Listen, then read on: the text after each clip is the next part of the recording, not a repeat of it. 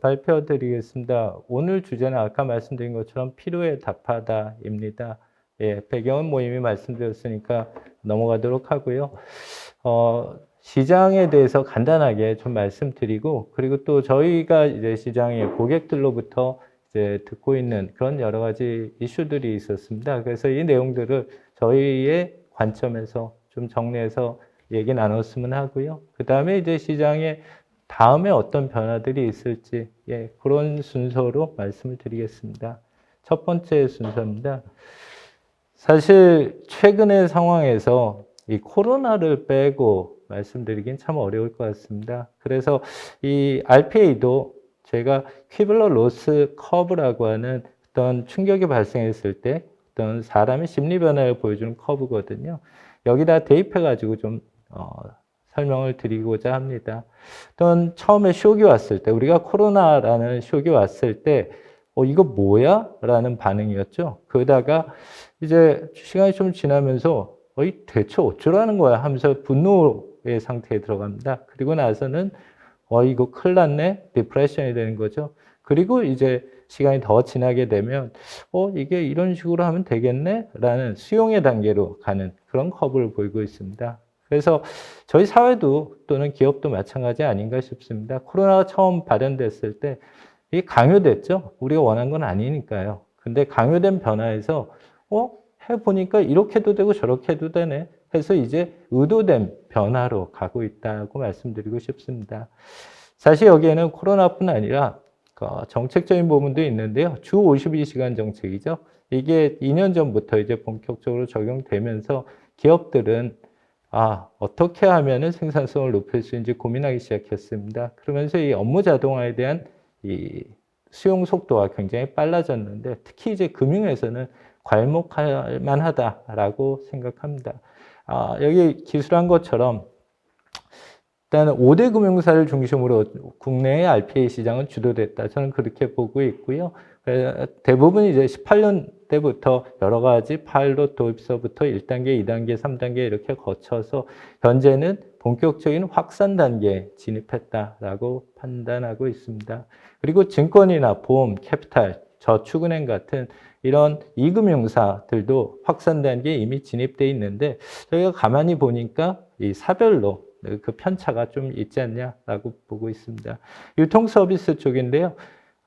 대기업사들 중심으로 1단계 도입은 이미 완료가 돼 있고 여기도 마찬가지로 본격적인 확산 단계 초입에 있다라고 진단하고 있습니다.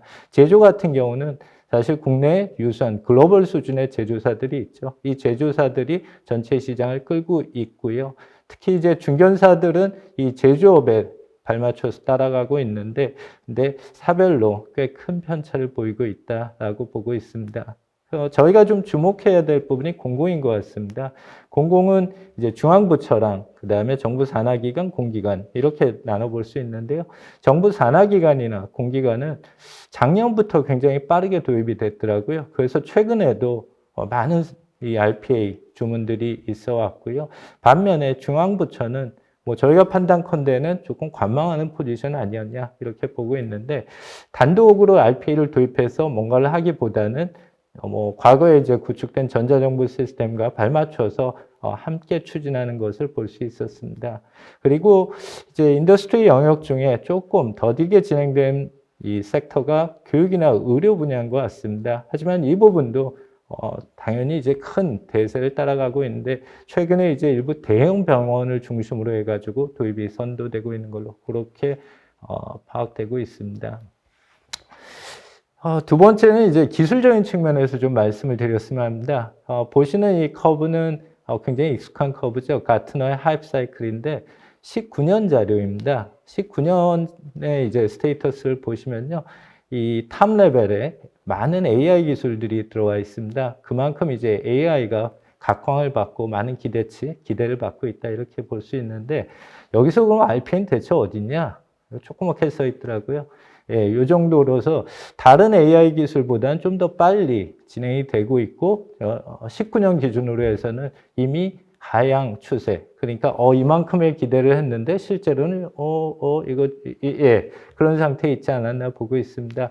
그래서 궁금해서 20년은 그럼 어디 있는지를 봤습니다. 그랬더니 버텀 레벨을 갓 지나가지고 이제 안정화 초입 단계에 들어가고 있는 모습을 볼 수 있었고요. 그러면 올해는 어떻게 될지 유추를 해보면 저희의 판단은 그렇습니다.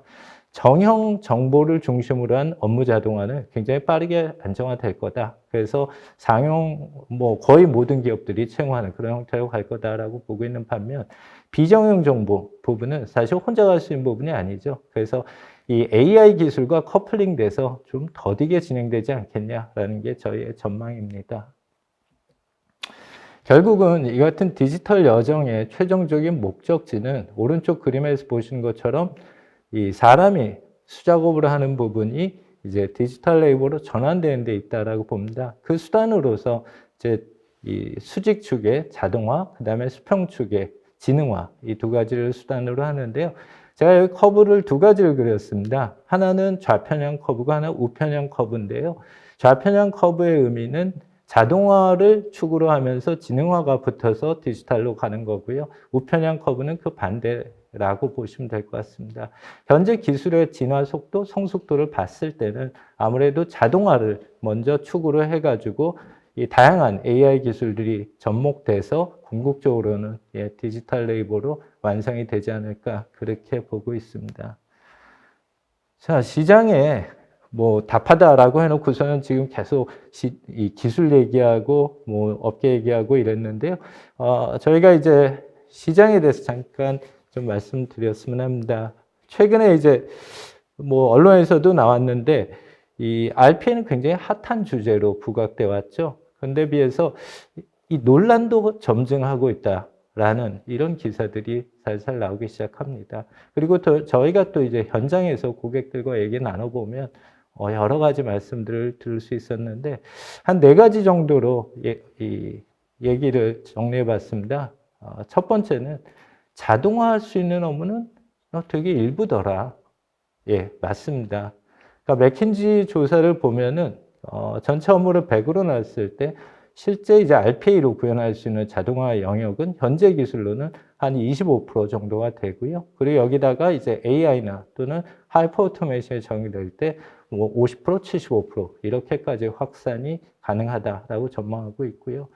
그다음에 RPA를 도입한 다음에 운영을 하고 있는데 예상치 못한 오류들이 자꾸 생긴다라는 겁니다. 그로 인해서 그 넥스트 단계 이제 결국 확산이죠. 거기까지 진입하는데 어려움이 있다라는 의견들이 있고요. 그 다음에 또 하나는 실제 도입을 했는데 기대 효과, 특히 이제 비용 절감, 생산성 제고 측면에서 이거 되는 거 맞아? 라는 의문도 분명히 있는 것 같습니다. 그리고 끝으로는 이거 효과는 분명히 예상은 되는데 생각보다 이 원가가 적지 않다, 비용이 적지 않다라는 의견들도 있었고요. 그래서 요거를 저희가 3가지 어젠다로 좀 정리를 했습니다. 첫 번째는 과제를 선정하고 확산에 대한 부분이고요. 그다음 두 번째는 RPA 플러스 하이퍼 오토메이션에 대한 현실적 방안을 담아봤습니다. 특히 이 하이퍼 오토메이션은 자동화할 수 있는 업무 범위를 넓힐 수 있는 수단이기도 하고요. 또 기대 효과를 배가시킬 수 있는 수단이기 때문에 좀 면밀히 봐야 될 부분 아닌가 싶고요. 그다음에 가장 또 중요한 부분이 비용 효과입니다. 이게 내가 얼마 썼는데 얼마가 내가 리턴을 받을 수 있는지 이에 대해서 살펴보도록 하겠습니다. 첫 번째입니다. 과제 선정과 확대에 관련된 부분인데요. 저희는 성공 체험 그리고 그걸 기반으로 한 조직 내 수평 전개가 가장 중요하다 이렇게 말씀드리고 싶습니다.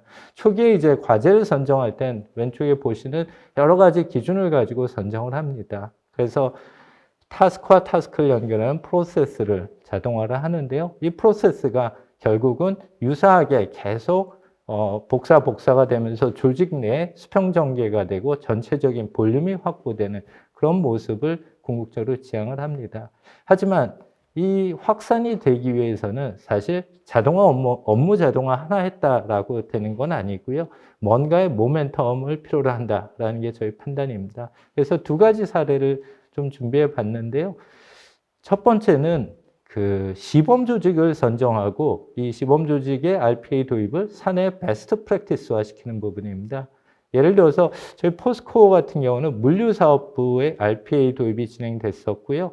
내부 공모를 통해서 이 RPA 이름을 알데리라고 이름을 부여했습니다. 그리고 사내 방송을 통해 가지고 이거를 베스트 프랙티스로 계속적으로 홍보를 해왔고요. 당연히 이제 내용이 없이 홍보된 건 아니고 왼쪽에 보시는 것처럼 다양한 업무 효과들이 있었습니다. 이런 성과 공유를 통해서 전사 RPA 확산의 어떤 컨센서스를 마련했다라고 말씀드릴 수 있습니다. 저는 이런 시도가 굉장히 효과적이지 않나라고 생각하고 있고요. 그리고 또 이제 오른쪽에 보시면은 IT 소외 조직을 대상으로 한 업무 자동화 구현 이렇게 타이틀이 되어 있습니다. 어느 기업이나 사실 IT 서비스를 100%다 균등하게 받고 있지는 않습니다. 예를 들어 해외법인이나 또 원격지 같은 경우는 서비스 니즈가 높음에도 불구하고 실제 이제 서비스 레벨은 한계를 보이는 게 일반적인데요. 저희 포스코 인터내셔널 같은 경우는 미얀마의 가스전을 운영합니다. 여기 이제 현지인들하고 같이 일하다 보니까 사실 컴플라이언스라든지 뭐 여러 가지 프로드라든지 이슈들이 있는데 해서 어느 조직보다 이 업무 자동화에 대한 니즈가 높거든요. 근데 이게 원격지에 있고 워낙 멀리 있다 보니까 사실 서비스에는 한계가 있습니다. 해서 설계는 화상으로 진행을 하고요. 개발은 원격으로 한국에서 진행을 했습니다. 그리고 이제 운영을 담당할 현체인을 개발 단계부터 참여시켜서 육성을 해왔고요. 그래서 현재 이제 진행 중인데요. 이런 케이스들이 어떻게 보면 굉장히 그 긍정적 시그널을 줄 수 있다 생각하고요. 이런 기회들, 이런 케이스들을 많이 만들어서 위에 말씀드린 것처럼 스몰 석세스들을 달성하시고요. 이 스몰 석세스를 만들게 되면 이제 전체적인 컨센서스를 가질 수 있고 수평 전개가 가능합니다. 수평 전개가 되면 그리고 나서는 결국 전체 볼륨으로서의 효과 창출도 가능하다 이렇게 보고 있습니다. 그래서 요 네 개의 단계가 하나의 선순환을 이루면 사실 과제 확산에 대한 그런 고민들은 어느 정도 덜 수 있지 않을까 그렇게 보고 있습니다. 다음 두 번째가 RPA 플러스 하이퍼 오토메이션에 대한 부분입니다. 왼쪽에 보시는 것처럼 그 과제가 이제 기획되고요. 그 다음에 자동화가 되고, 그다음에 운영이 되고, 평가를 하는 이 사이클을 오토메이션 라이프 사이클이라고 얘기를 하죠. 그래서 운영이 되는데 이 프로세스, 뭐 예를 들어서 N0라고 하면요. 이 프로세스가 N 플러스 1, N 플러스 2, N 플러스 3 이렇게 쭉 늘어지게 되겠고요. 그리고 그 중간엔 어떤 사람의 의사결정이나 뭐 이런 부분들이 들어가게 마련입니다. 그러면 프로세스가 엔드 투 엔드로서의 어떤 자동화되는 데 있어서 어려움을 겪게 되는데 이 하이퍼 오토메이션 솔루션들, 예를 들어서 뭐 OCR, 챗봇, 뭐 STT 또는 심지어 파이썬까지도 활용해서 전체 프로세스를 하나로 연계시키고 그리고 언맨드화 시키는 이런 것들이 저희가 보는 하이퍼 오토메이션의 큰 모습 아닌가 생각을 합니다. 그래서 저희가 어떤 기업이든지 간에 하이퍼 오토메이션에 대한 고민을 가지고 있을 텐데요. 그 시작 단계에서는 죄송합니다. 세 가지를 먼저 말씀드리고 싶습니다. 일단 너무 크게 가는 것보다는 작은 범위로 시작을 하면 어떻겠냐. 그 다음 두 번째는 초기 단계이니만큼 어떤 솔루션이나 플랫폼에 이렇게 종속되지 말고 유연하게 갈 수 있는 방법을 찾아야 되고, 그리고 세 번째도 굉장히 중요한 것 같은데요. 여기 하이퍼 오토메이션에 들어가는 게 보통 뭐 STT라든지 챗봇이라든지 어떻게 보면은 요즘에 아주 하이텍, 그러니까 엣지 테크놀로지에 해당됩니다. 그러다 보니까 잘못하면 IT를 위한 IT가 될 수 있거든요. 그래서 이런 투머치 IT에 대해서 좀 경계를 하면서 진행을 한다면 보다 현업과 같이 갈 수 있는 그런 하이퍼 오토메이션이 가능하지 않을까 생각합니다. OCR의 예를 들어서 좀 말씀을 드리겠습니다. 여기 인식 정확도 99.9999%라고 표현을 해봤는데요. 사실 이게 가능한 숫자기도 하고 또 그렇지 않기도 합니다. 그 이유는요. 인식 정확도다라고 하는 거는 피인식물, 결국 이게 문자냐, 이미지냐, 양식이냐, 수기냐 이런 것들에 대해서 큰 차이를 보이고 있고요. 그래서 평균적인 인식률 통계는 사실 많은 경우에선 큰 의미를 갖지 않습니다. 결국은 내가 하고자 하는 업무가 뭐냐, 그 유형에 따라서 적합한 솔루션을 선정하는 그런 노력이 필요하다라고 말씀드리고 싶습니다. 여기서 저희 AWOX 잠깐 말씀드리면요. 저희 AWOX는 오른쪽에 이렇게 톱니바퀴 같은 생태계를 가지고 있습니다. 그래서 저희 포스코 ICT는 이 RPA에 자동화에 집중을 하고요. OCR이나 챗봇이나 AI나 이런 부분들은 이제 글로벌 1등 기업들 또는 국내 1등 기업들과 같이 협업을 해서 전체 생태계를 만들어가고 있습니다. OCR 같은 경우는 뭐 저희가 무상으로 제공하는 구글 테스렉트서부터 앱이나 코젠트 또 금융에 특화된 하나 비전 OCR, 네이버, 카카오 등등을 저희가 다 연계, 임베딩 시켜놨고요. 그래서 고객이 저희 편한, 하고자 하는 업무 유형에 따라서 보다 더 많은 선택지를 가질 수 있도록 그런 기능을 제공하고 있습니다. 두 번째는 인터프로세스 커넥션입니다. 저는 개인적으로 하이퍼 오토메이션의 핵심은 프로세스와 프로세스를 연계하는 커넥션에 있다라고 봅니다. 사실 거기에 어떤 엣지 테크놀로지는 필요 조건이라기보다는 충분 조건에 가까운 게 아닌가 그렇게 생각하고요. 그래서 간단한 사례 하나를 준비했습니다. 보시는 사례는 저희가 카카오워크라는 업무 플랫폼과 저희 AWOX를 연계하는 시도를 진행을 했었고요. 그 사례인데요.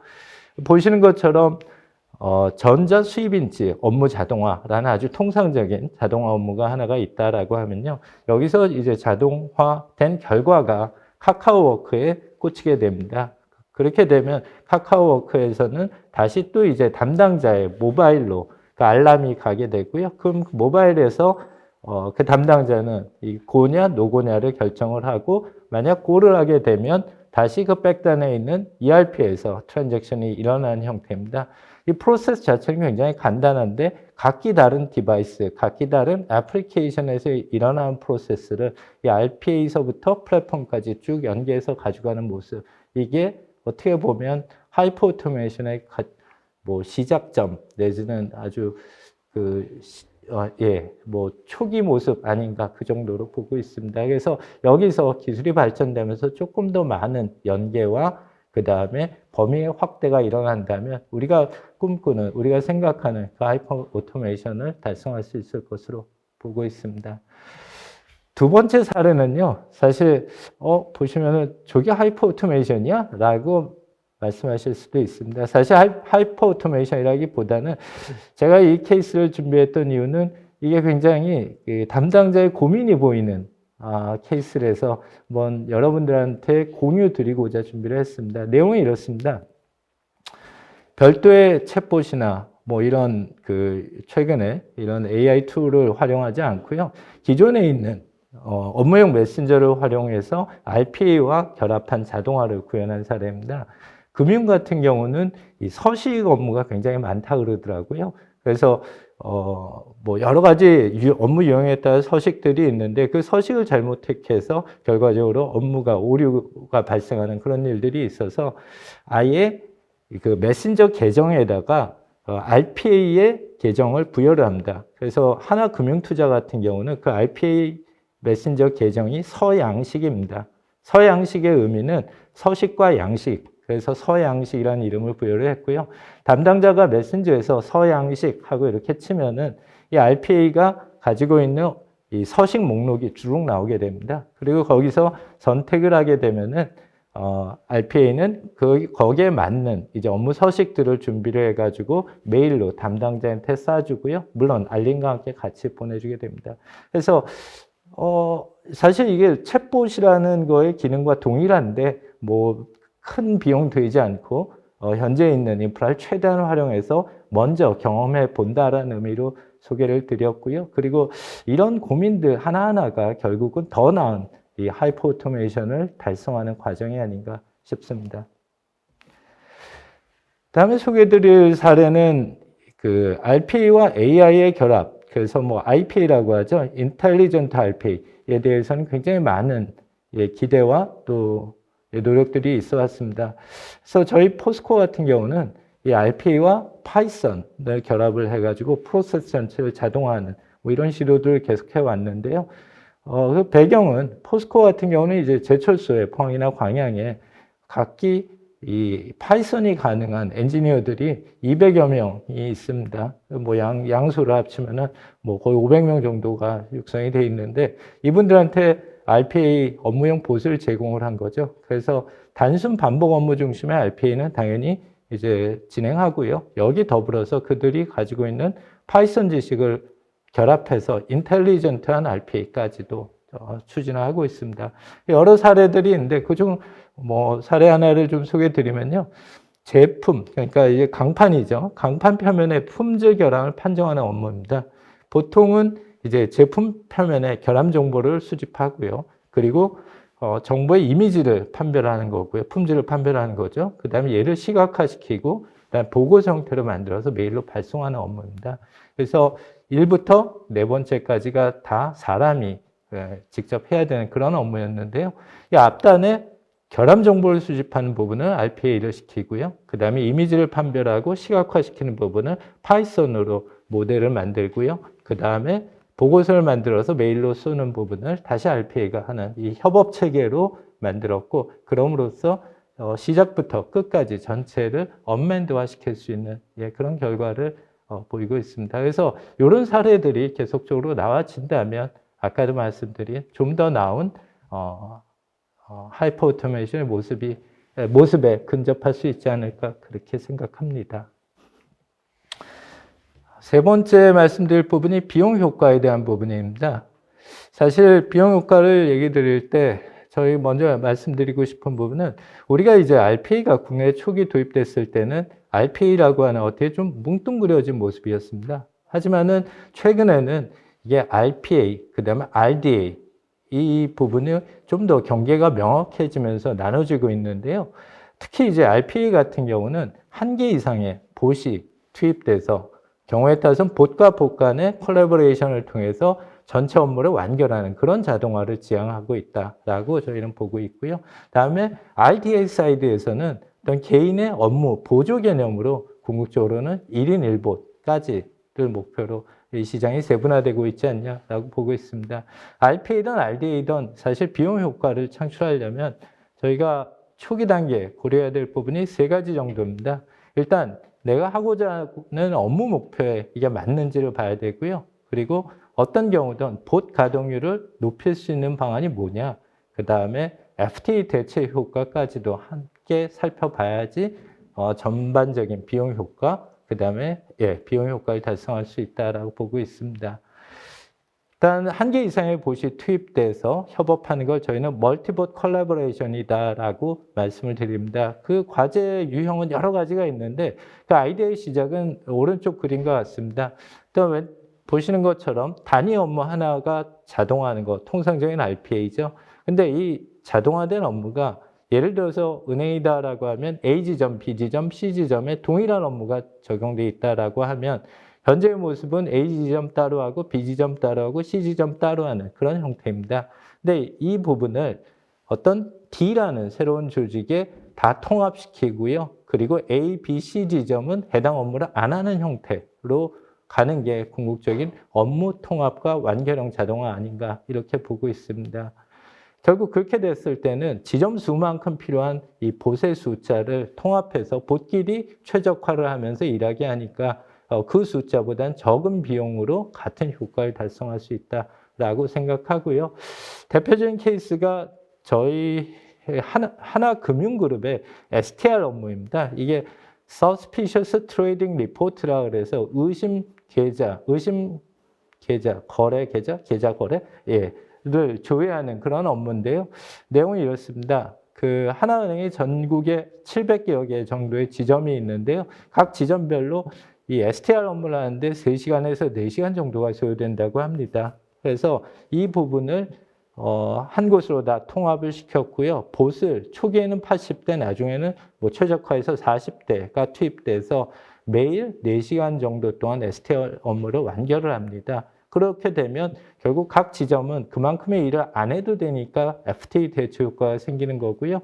그 다음에 이론적으로는 700개니까 700개의 봇이 일해야 되는데 봇 간의 최적화를 통해서 40대만 가동해도 되니까 그만큼의 비용 효과가 창출될 수 있지 않나라고 보고 있습니다. 다음 두 번째는 뭐 1인 1봇 얘기 굉장히 많고 그다음에 이 부분에 대한 고민들도 많이 하고 계신데요. 초기에 이제 시작된 RPA 모습은 사실 전사에 봇을 두고 그다음에 전문가들이 개발해서 자동화하는 모습입니다. 그다음에 이제 갑자기 RPA, RDA 이러면서 1인 1봇으로 가자니 사실은 좀 막막한 부분도 있는데요. 저희는 그 중간 단계인 1조직 1봇을 제안드리고 싶습니다. 사실 이 부분이 뭐 이미 뭐 많이 회자되고 있는 시티즌 디벨롭이라든지 또는 슈퍼 유저 개념으로 각 조직에 이제 전문가들이 배치가 되고 그 조직에 자동화를 주도하고요. 그리고 나서 이제 1인 1봇으로 트랜짓하는 게 보다 적합한 방식 아닌가 이렇게 보고 있습니다. 저희 포스코 사례를 다시 말씀드리면요. 제철소에 그 파이썬을 하는 엔지니어들한테 봇을 제공했다라고 했는데 사실 이분들이 같은 부서에 있는 게 다 부서에 흩어져 있습니다. 그래서 이분들을 통해서 부서 단위의 자동화를 진행을 하고요. 그리고 궁극적으로는 1인 1봇으로 포스코의 일하는 방식 변화를 만들어가는 그런 목표를 가지고 있습니다. 하지만 이렇게 하는 데는 두 가지 큰 고민거리가 있습니다. 첫 번째는 봇의 가동 관련된 부분인데요.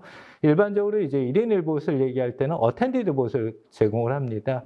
근데 현업한테 줬을 때 그 현업이 얼마나 잘 쓰냐, 얼마나 얘의 가동률을 유지하냐, 사실 이 부분에 대한 우려가 있는 것도 사실이고요. 그 다음에 이 현업을 어떻게 다 교육하고 육성을 해야 되냐, 이런 부분에 대한 부담도 분명히 있습니다. 그리고 또 한 가지는 과제 관리에 대한 부분입니다. 전사 공통으로 쓸 때는 중앙에서 과제를 관리하면 되는 거죠. 하지만 이제 로컬로 개인 레벨로 내려갔을 때는 이 개인들이 만들어서 자동화하는 과제를 관리해야 돼, 말아야 돼. 관리를 하면 어떻게 해야 돼? 뭐 이런 고민들을 하게 됩니다. 예, 그래서 거기에 대해서 간단히 좀 말씀을 드리겠습니다. 방금 말씀드린 부분을 뭐 장애다라고 표현을 해봤는데요. 첫 번째 가동률 관련해서 말씀을 드리면 일단 저희가 가장 고민해야 될 부분은 현업에 제공된 이 봇에 대한 활용도, 가동률인데요. 이 가동률을 유지할 수 있는 핵심은 두 가지입니다. 하나는 라이선스 정책, 그다음 다른 하나는 유휴 시간대 활용입니다. 왜냐하면 어텐디드 봇 같은 경우는 사람이 트리거를 하면서 작동이 되거든요. 그러니까 내가 한번 퇴근할 때 트리거한 게 밤새도록 돌아간다면 문제가 없는데 그렇지 않다면 내가 쉴 때 얘도 쉬어버리는 그런 문제들이 생기는 부분이 있습니다. 그래서 저희 에이웍스에서는 두 가지를 기능을 부여를 하고 있는데요. 첫 번째는 컨카운트 라이센스 기능입니다. 이 컨카운트 라이센스가 뭐냐면 예를 들어서 라이센스가 100개가 부여됐다 그러면 조직별로 뭐 재무 30개, 인사 20개, 생산에 50개 이렇게 공급이 되면 보통은 이제 거기에 해당되는 PC에 인스톨을 하게 됩니다. 하지만은 생산에서 갑자기 80대가 필요하다라고 하면 이제 앞서 그 인스톨된 거를 삭제하고 다시 설치하는 그런 어려움들이 있습니다. 하지만 이제 에이웍스의 그 컨카운트 라이센싱 같은 경우는 봇의 등록은 무한대가 가능합니다. 모든 조직에 다 해도 되고요. 단지 동시 로그인 숫자만 100개를 유지하면 되는데 어텐디드 봇의 특성상 사실은 동시 로그인이 100개가 되는 건 그렇게 흔치 않은 경우다라고 생각합니다. 그다음에 또 한 가지 특징이 저희는 이거를 기본 기능으로 제공하고 있습니다. 뭐 솔루션사마다 다르지만 어떤 경우는 이제 이 컨카운트 라이센스라는 게 저희 솔루션사 입장에서는 그리 좋은 정책은 아니거든요. 그러다 보니까 가격을 차별하는 경우들이 있는데 저희는 일단 기본 기능으로 플랫 레이스로 제공을 하고 있고요. 그 다음에 이제 아까 말씀드린 이 어텐디드 봇의 가동률을 높이기 위해서 스케줄 기능을 제공하고 있습니다. 그러면 내가 퇴근했을 때 얘한테 스케줄을 걸고 그리고 여러 개의 스케줄을 등록함으로써 프로세스가 연속 실행을 가능하게 해놓으면 내가 퇴근 후에 얘는 일하고 내가 아침에 출근했을 때 그 일을 내가 받아서 일하는 그러니까 저라는 개인이 24365로 일할 수 있는 그런 이론적 체계를 갖출 수 있지 않나라고 보고 있습니다. 두 번째는 과제에 대한 부분입니다. 이제 1인 1봇으로 간다 또는 1조직 1봇으로 간다라고 했을 때 이 개인이 만든 과제 어떻게 하냐라는 부분이죠. 왼쪽에 있는 그림은 뭐 통상적으로 뭐 오케스트레이터, 컨트롤룸, 저희는 웍센터다라고 얘기하는 통합 과제 관리 포탈이다라고 말씀드릴 수 있고요. 근데 이제 개인이 그렇게 자동화하는 건 어떻게 하냐라고 했을 때 오른쪽 위에 그림에 보시는 것처럼 저희는 AWOX 미니라는 모듈을 제공하고 있습니다. 이 미니는 이 봇과 사람이 커뮤니케이션 할 수 있는 일종의 윈도우거든요. 그래서 여기에는 프로세스를 등록하고 실행하는 거, 그 다음에 스케줄을 등록하는 거, 그 다음에 프로세스 진행을 모니터링하고 결과를 확인할 수 있는 그런 기능이 부여가 되고요. 그 다음에 이제 개인들이 활용을 하다 보면 오류가 생길 수 있습니다. 근데 그 오류에 대해서 일반적으로 로그를 볼 수 있게 하는데요. 여기다가 더해가지고 저희는 그 작동 과정 전체를 영상으로 레코딩을 합니다. 그러니까 어떤 조치를 하러 누군가 왔을 때 같이 봐줄 때 그 오류 지점을 정확히 보고 또 오류의 내용을 확인할 수 있는 그런 기능을 같이 부여하고 있습니다. 다음 세 번째가 교육에 대한 부분입니다. 여기 뭐 답 없습니다. 교육을 해야죠. 교육을 시켜야 되는데, 저희 포스코 같은 경우는 아까 말씀드렸듯이 제철소의 그런 엔지니어들을 대상으로 RPA를 부여를 하고 또 그들이 이제 파이썬과 연결해서 IPA까지 하는 그런 노력들을 했고요. 그 이후에 올해 초부터 진행된 게 제철소 현업 직원 1000명을 대상으로 RPA 교육을 진행을 했습니다. 그래서 총 62차수에 걸쳐가지고 진행했고 현재도 진행 중이고요. 현재 한 800명 정도가 육성이 된 걸로 파악이 되고 있습니다. 그래서 연말에 1000명을 채우면 저희가 그 다음에 기대하는 건 내년부터는 이분들이 이 RPA를 엑셀 쓰듯이 업무에서 잘 활용할 수 있지 않을까 그렇게 기대하고 있습니다. 뭐 한 2장 정도 남았는데요. 뭐 다음이 어떻게 될 거냐에 대해서는 뭐 저희보다 훨씬 더 많이 공부 많이 하고 연구도 많이 한 많은 회사들이 넥스트에 대해서 얘기를 했을 거고 또 저희 또한 그런 내용들을 참고를 하고 있습니다. 근데 저희가 준비한 내용은 저희가 시장을 봤을 때 이런 부분이 뜨지 않겠냐 또 이런 부분이 새롭게 제시되지 않겠냐라는 차원에서 준비를 했는데요. 두 가지입니다. 첫 번째 하나가 RPA 기반의 자동화 서비스, 그러니까 RPA as a 서비스라고 얘기할 수 있는 거죠. 기존의 전통적인 라이센스를 판매하는 RPA 방식은 그대로 있고요. 거기에 대해서 자동화 서비스가 이제 부과되는데 사실 그 연역을 따져보면 예전부터 이제 솔루션사들이 봇팜이나 이런 형태로 해가지고 레디메이드 스크립을 제공을 합니다. 제공하는 이유는 이 소비자 입장에서는 비용이나 자원 측면에서 접근성이 굉장히 낮아지거든요. 그런 이유로 제공해 왔는데 이 부분이 하나 더 그레이드업 돼서 예를 들어서 ERP나 또는 SCM 같은 기존의 솔루션들에도 수작업이 항상 동반이 되거든요. 이 동반되는 부분을 펑셔널 오토메이션 서비스로 대체하는 그런 움직임도 가능하지 않을까 보고요.